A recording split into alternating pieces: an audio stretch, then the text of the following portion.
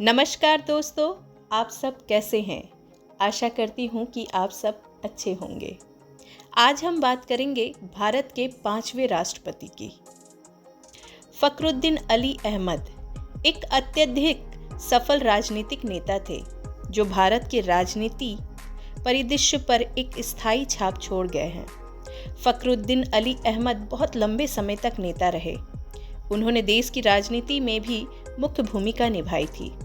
राष्ट्रपति बनने का इनका मुख्य उद्देश्य देश की सेवा करना था।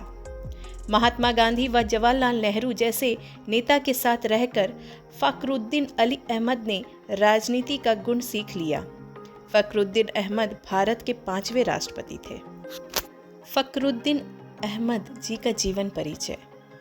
पूरा नाम फखरुद्दीन अली अहमद, जन्म 13 मई 1905, जन्म स्थान पुरानी दिल्ली, भारत। पिता जलानूर अली अहमद, पत्नी बेगम आबिदा अहमद, बच्चे 3। राजनीतिक पार्टी भारतीय राष्ट्रीय कांग्रेस। मृत्यु 11 फरवरी 1977, दिल्ली। जैसा कि मैंने आपको बताया, फखरुद्दीन अहमद जी का जन्म 13 मई 1905 को दिल्ली के हौज काजी एरिया में हुआ था। उनके पिता का नाम जलानूर अली अहमद था। वे आसाम के एक आर्मी डॉक्टर थे। अहमद एक नामी और संपन्न मुस्लिम घराने से ताल्लुक रखते थे। उनका परिवार गैर रूढ़िवादी, धर्मनिरपेक्ष एवं देशभक्ति की भावना रखता था। फखरुद्दीन अहमद की माता जी लाहौर के नवाब की बेटी थी। फखरुद्दीन अली अहमद की प्रारंभिक शिक्षा उत्तर प्रदेश के गोंडा जिले के सरकारी हाई स्कूल में हुई थी। जब वे 7वीं कक्षा में थे तब उनके पिता का तबादला दिल्ली हो गया। 1918 में वे दिल्ली आ गए। मैट्रिक की परीक्षा उन्होंने दिल्ली के सरकारी स्कूल में 1921 में उत्तीर्ण की। आगे की पढ़ाई के लिए उन्होंने दिल्ली के प्रसिद्ध सेंट स्टीफन कॉलेज में दाखिला लिया। तत्पश्चात उच्च शिक्षा के लिए उन्होंने भारत को छोड़ दिया और इंग्लैंड चले गए, जहां उन्होंने 1923 में कैम्ब्रिज विश्वविद्यालय के अंतर्गत कैथरिक कॉलेज में दाखिला लिया।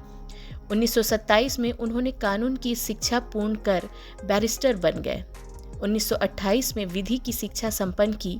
उसके बाद 1928 में ही वे भारत लौट आए और लाहौर हाई कोर्ट में वकालत शुरू कर दी। आखिर कैसे हुआ फखरुद्दीन अली अहमद का राजनीतिक सफर शुरू? फखरुद्दीन अली अहमद 1925 में इंग्लैंड में जवाहरलाल नेहरू से मिले। वे उनके विचारों से बहुत प्रभावित हुए। तभी से उन्होंने भारत की राजनीति से जुड़ने का फैसला कर लिया था। फखरुद्दीन अली अहमद नेहरू जी को अपना मेंटर मानते थे। इसके बीच में मित्रता भी अच्छी थी। फखरुद्दीन अली अहमद के राजनीतिक सफर की शुरुआत हुई 1928 में भारत वापस आने के बाद, जब वे भारतीय राष्ट्रीय कांग्रेस के सदस्य बने। तभी से उनकी राजनीति की शुरुआत हुई।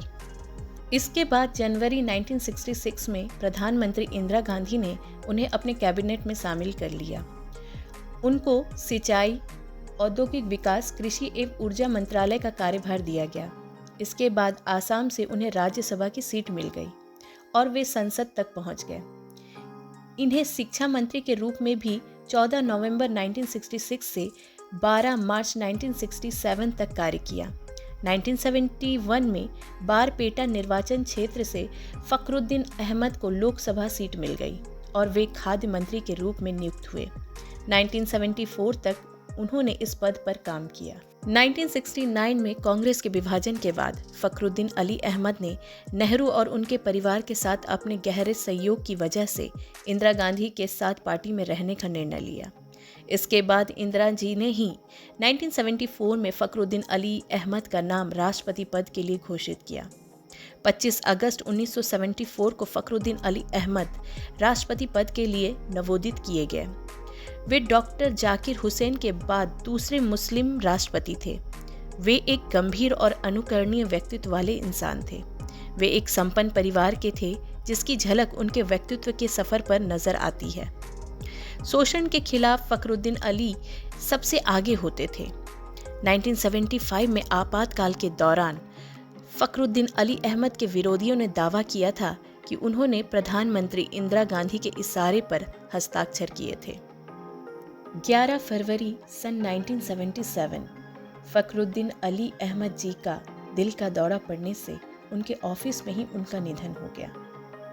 भारत के चौथे राष्ट्रपति डॉक्टर जाकिर हुसैन जी और फखरुद्दीन अली अहमद घनिष्ठ मित्र थे।